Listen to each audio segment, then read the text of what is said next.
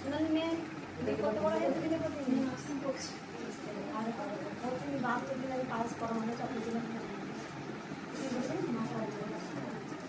ওই ছোট্ট পুচকুটা দেখিয়ে দেয়, একটা ছোট্ট পুচকুটা ওরা প্রসাদ নিয়ে।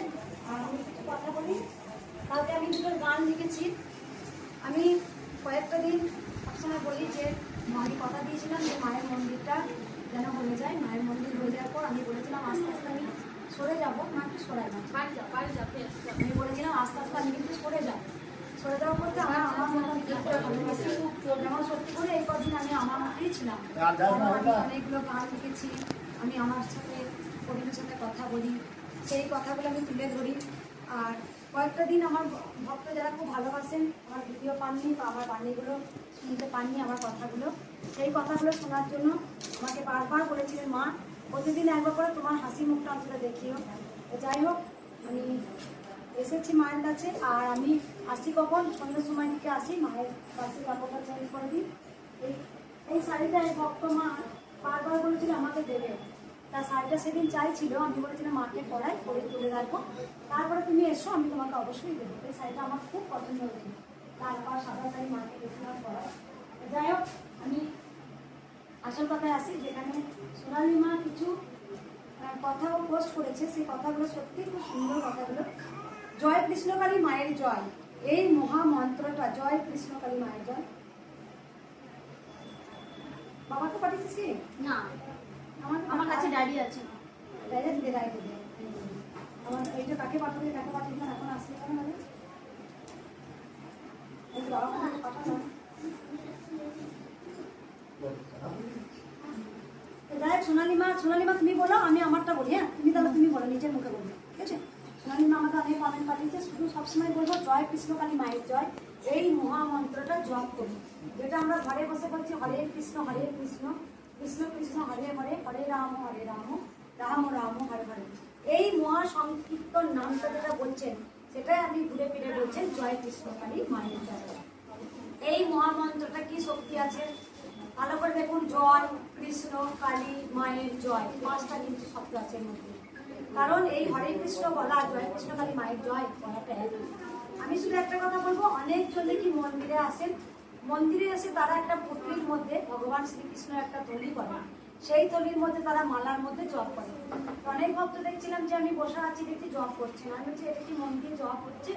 এতে কি হচ্ছে দেখুন, আমার আমার আমার মতে বলে যে ভগবান শ্রীকৃষ্ণকে গোনা যায় না, উনি হচ্ছেন অগুন্তি, উনাকে ধরা যায় না, উনি হচ্ছে অধরা, কিন্তু উনি বারবার বলি আছে, কারণ ওনাকে অনুভব করতে হয়। যেমন হাওয়া বয়, আমরা কিন্তু হাওয়াটাকে চোখে দেখতে পাই না, কিন্তু হাওয়াটা আমাদের গায়ে লাগছে, বুঝতে পারছি হাওয়াটা গায়ে লাগছে, সেরকম ভগবানকে আমাদের অনুভব করতে হয়।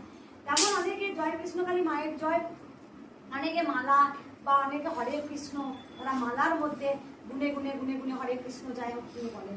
তারপরে গোনার করার পর মালা জপে হরে কৃষ্ণ বলার পর তারপরে তিনি হিসাব করেন যে আমি এতবার কিন্তু সারাদিনে জপ করেছি। এতে কি হলো, আপনি ভগবানকে গুনলেন, ভগবানকে গোনা যায়নি। এক হচ্ছে, ভালো করে আমার কথাগুলো খুব ভালো করে বুঝবেন, এক হচ্ছে আপনাকে ভগবান শ্রীকৃষ্ণ বলেনি যে তুই কর্ম ছেড়ে দিয়ে তুই আমার মধ্যে পুটলির মধ্যে হাতটা বেঁধে রাখ।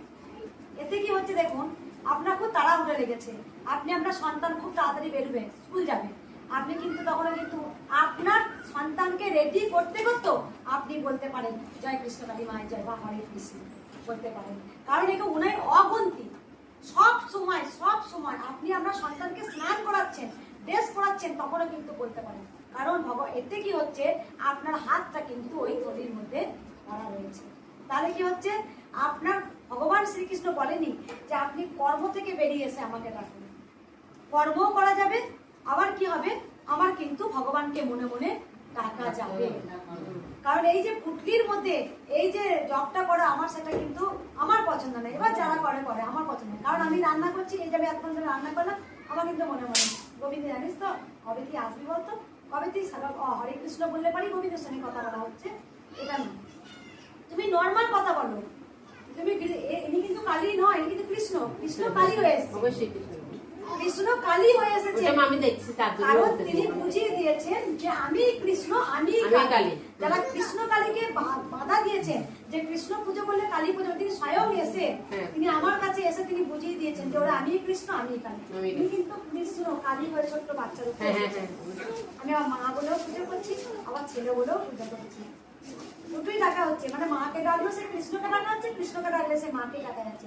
তাই এই মালার মধ্যে গন্ডি করে ভগবানের হাতটা এরকম করে বেঁধে রাখতে বলেনি, তাকে কাজ করতে করতে সব সময় আমি কর্মতে যুক্ত হয়ে আমি ভগবানকে ডাকি। এটাই আমার বলা 1 নাম্বার। 2 নাম্বার যেটা বলা আমার কথা হচ্ছে, ভক্তিতেই মুক্তি। কৃষ্ণকালী মায়ের নাম জপ করে কিন্তু সবার মনস্কামনা পূরণ হয়েছে।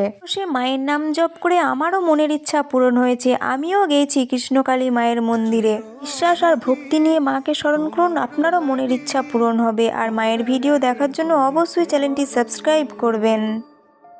আগুনে জ্বলি